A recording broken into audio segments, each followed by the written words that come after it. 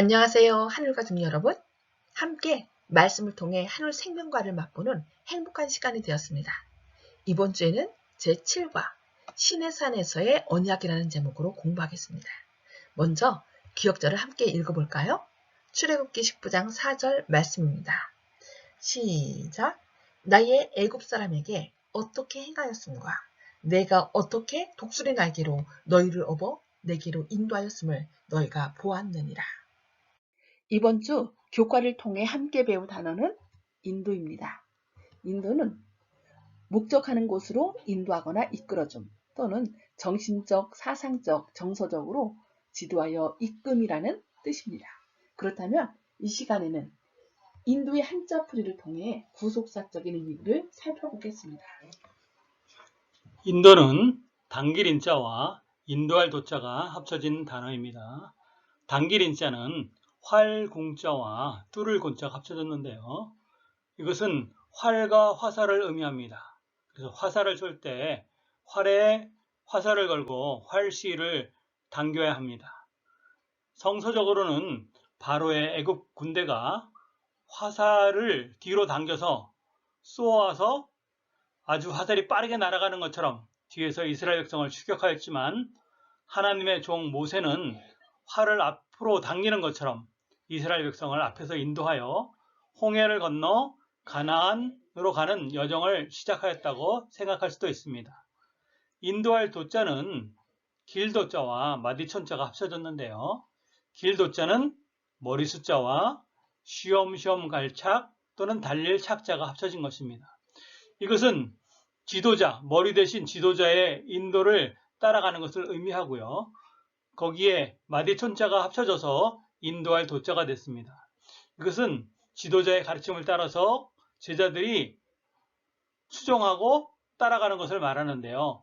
성서적으로는 이스라엘 백성이 하나님의 종 모세의 인도를 따라 홍해를 건너간 후에 약속의 땅으로 가는 여정에서 시내 산에 도착하게 됐고 그곳에서 하나님께서는 이스라엘 백성이 간직해야 할 도리인 율법을 받게 되었다는 의미로 또 설명이 됩니다. 그런 심오한 뜻이 있었군요. 감사합니다. 7 형제들 틈에서 자라던 한 꼬마가 사고를 당해 병원으로 옮겨졌습니다. 집안 형편이 넉넉지 않아 우유 한 잔도 마음껏 마시지 못하던 처지였습니다. 만약 우유 한 잔 있다면 두 아이가 서로 나눠 마셔야 했는데 먼저 마시는 아이는 너무 많이 마시지 않도록 조심해야만 했습니다. 이 꼬마가 병원에서 어느 정도 안정이 되었을 때 간호사가 우유 한 잔을 가져다 주었습니다. 한동안 우유잔을 물끄러미 바라보던 꼬마는 집에서의 궁핍함을 떠올리며 이렇게 물었습니다. 어디까지 마셔야 돼요? 가여운 생각이 들어 목이 맨 간호사는 눈을 반짝이며 이렇게 대답했습니다. 꼬마야, 다 마셔도 돼. 다 마셔. 이 소년같이 구원의 샘에서 마음껏 마시는 것이 이스라엘 백성들의 특권이었으며 또한 우리의 특권이기도 합니다. 수세기 동안 노예 생활과 억압에서 이스라엘을 구출하심으로 하나님께서는 당신의 은혜를 나타내셨습니다. 이와 마찬가지로 하나님께서는 우리를 죄에서 해방시키기 위해 당신의 은혜를 베푸십니다. 이번 교과의 학습 목표입니다. 첫째, 하나님과 맺은 언약은 우리에게 순종의 열매 맺기를 요구하고 있음을 깨닫는 것입니다. 두 번째, 값을 지불하고 나를 구원하심으로 내 삶의 가치를 높여주신 예수님께 감사하는 것입니다. 세 번째, 구원의 조건으로서가 아니라 구원하신 하나님의 은혜에 감사함으로 순종하는 것입니다. 독수리 날개로 이스라엘 백성들은 고된 세월 동안 애굽의 이교적 풍습에 오래도록 젖어 있었으므로 하나님에 대한 지식과 그분의 뜻과 선하심을 망각해가고 있었습니다. 먼저 그분께서는 당신의 권능으로 이스라엘을 애굽에서 구해내심으로써 그들에 대한 사랑의 진실성을 입증해 보이셨습니다. 하나님께서는 시내 산에서 이스라엘 백성들을 위해 베풀었던 그분의 자비로운 행위들을 기억나게 하셨습니다. 내가 애굽 사람에게 어떻게 행하였음과 내가 어떻게 독수리 날개로 너희를 업어내게로 인도하였음을 너희가 보았느니라. 여호와께서 이스라엘을 애굽에서 시내산까지 이끌어내신 일을 어떤 두 가지 예증으로 묘사하셨나요? 첫 번째, 새끼를 날개로 보호하는 독수리의 모습으로 얘기를 했고요. 두 번째는 자식을 품에 안은 부모의 모습 속에서 우리의 행복을 염원하시는 하나님의 관심을 느끼게 하셨습니다. 구원의 유형, 노아와 그의 가족이 홍수에서 구원받은 것과 이스라엘이 애굽의 노예 상태에서 구원받은 것은 모세의 기록에 나오는 가장 두드러진 구원의 사건들입니다. 이 두 사건은 모두 구원의 과학에 관한 통찰력을 제공하며 그 중에서도 특히 출애굽 사건은 구원의 기본적인 유형을 제공합니다. 하나님께서는 모세를 통해 이스라엘 백성에게 내가 너희를 속량하리라고 하셨을 때 그분은 문자적으로 나는 너희를 속량하는 친족 곧 고엘이 되겠다고 말씀하신 것이었습니다. 고엘, 기업 물을 자는 빚을 져서 자신의 땅을 팔아야 하거나 노예가 된 가까운 친척을 구원하는 사람이었습니다. 죄의 노예가 된 우리 인류를 구속하기 위해 예수님께서 친히 내려오셔서 우리의 친족이 되시고 당신의 몸으로 속전을 지불하시어 우리를 사셨습니다. 진정한 의미로는 예수께서 이 땅에 내려오셔서 우리를 위해 생애하시고 고난당하시며 죽음을 당하시고 부활하셨을 때 우리를 구속하실 수 있으셨습니다. 화인 여사는 기업 물을 자에 관하여 히브리서 2장에서 다음과 같이 주석하였습니다. 그리스도께서 직접 주신 율법에 따르면 몰수된 재산은 당사자와 가장 가까운 친척이 되찾을 수 있었습니다.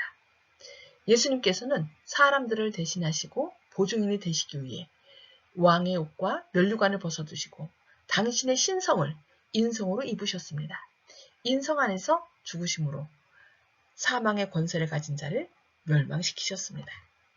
그는 전능하신 하나님으로서는 죽으실 수 없었지만 한 인간으로 오심으로써 죽으실 수 있었습니다. 당신 자신이 죽으심으로 사망을 이기셨습니다. 신의 산 언약, 출애굽기에 나오는 세 개의 주요한 사건을 살펴보겠습니다. 첫 번째, 애굽에서 구원한 출애굽 사건이 나옵니다. 두 번째, 신의 산에서 이스라엘 백성들을 제사장 나라로 삼겠다는 하나님과의 언약의 수립이 나옵니다. 세 번째, 구원의 청사진을 보여준 성소를 건축하는 모습을 볼 수 있습니다. 신의 산에서의 언약은 구원의 계획에 있어서 중요한 역할을 담당합니다.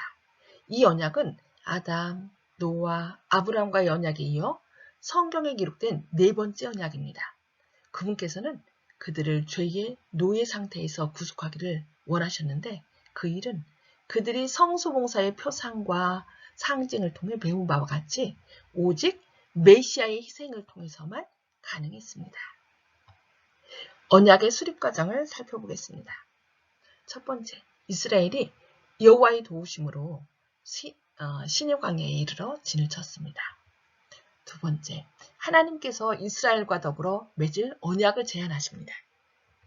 세 번째, 이스라엘이 그 언약을 받아들이겠다고 응답합니다. 네 번째, 정식으로 언약을 받기 위해 준비합니다. 다섯 번째, 십계명이 선포되고요. 여섯 번째, 모세가 언약의 중개자로 나섭니다. 일곱 번째, 언약의 원칙들이 설명되고 여덟 번째, 언약이 비준됩니다. 하나님은 이스라엘에게 당신을 위한 성소를 지으라고 명령하셨습니다.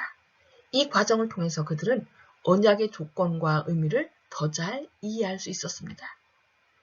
하나님께서는 성소와 그 의식들을 하늘 진리의 상징, 즉 구원의 계획으로 사용하셨습니다. 그것은 희생된 제물로서의 어린 양처럼 우리의 죄를 대신 갚으시고 죽으실 메시아를 상징했습니다.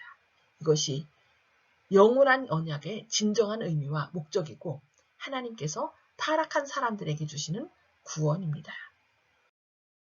하나님과 이스라엘, 내가 오늘 너희에게 명하는 이 명령을 너희가 만일 청종하고 너희의 하나님 여호와를 사랑하여 마음을 다하고 뜻을 다하여 섬기며. 순종은 언약의 핵심입니다. 이스라엘 백성은 시인에서 한 언약 이전에도 하나님께 순종해야 했고 문설주에 피를 뿌리고 애굽을 떠나야 했습니다. 언약의 조건을 지키기 위해 순종이 필요하다면 우리가 순종함으로써 구원을 받는다는 의미일까요? 아닙니다. 구원은 오직 믿음에서 옵니다. 순종은 참된 믿음의 결과일 뿐입니다. 우리가 다 준행하리이다. 언약서를 가져다가 백성에게 낭독하여 듣게 하니 그들이 이르되 여호와의 모든 말씀을 우리가 준행하리이다. 이스라엘 백성은 좋은 의도를 가지고 하나님의 말씀에 순종하겠다고 했으나 곧 실패했습니다. 왜 그랬을까요? 자신의 노력으로 순종하려고 했기 때문입니다. 우리 자신의 노력은 하나님 앞에서 더러운 걸레와 같습니다. 그들은 가장 중요한 믿음을 놓치고 있었습니다. 점차적으로 그들은 율법을 엄격히 지키면 구원받을 자격을 얻는다고 믿기 시작했고 자신의 의의를 더 높이느라 하나님의 의에 복종하지 않았습니다. 그러나 구원하는 것은 우리의 의가 아니라 하나님의 몫입니다. 우리가 이 사실을 믿음으로 받아들일 때 그분은 우리 안에서 자신의 기쁘신 뜻을 위하여 너희로 소원을 두고 행하게 하십니다. 더 깊은 연구를 위해 화이주석입니다. 율법의 요구를 자신의 힘으로 이루어보고자 애씀으로써 율법적인 종교에 따라 살고자 할 때에는 노예 근성이 일어난다. 아브라함의 언약 안에서만 우리는 희망을 발견할 수 있는데 그 언약은 예수 그리스도를 믿음으로 말미암는 은혜의 언약이다. 아브라함에게 소망을 주었던 그 복음은 오늘날 우리에게 소망을 가져다 준 복음과 동일한 복음이다. 아브라함은 믿음의 주요 또 온전케 하시는 이인 예수를 바라보았다고 기록하고 있습니다. 이번 교과의 요약과 결론입니다. 하나님께서는 넘치는 자비와 은혜로 이스라엘 백성을 애굽에서 구원해내시고 그들과 언약을 맺으셨습니다. 하지만 이스라엘 백성들은 베풀어 주신 은혜에 대한 사랑의 반응이 아니라 구원의 수단으로서 율법에 순종하였습니다. 하나님께서는 그 누구도 자신의 의로운 행위로 구원받을 수 없음을 기억하고 전적으로 하나님의 은혜에 의지하여 순종의 열매를 맺기 원하십니다. 하나님의 은혜로 순종의 열매를 맺으시는 한울 가족 되시기를 바라며 교과 공부를 마치겠습니다.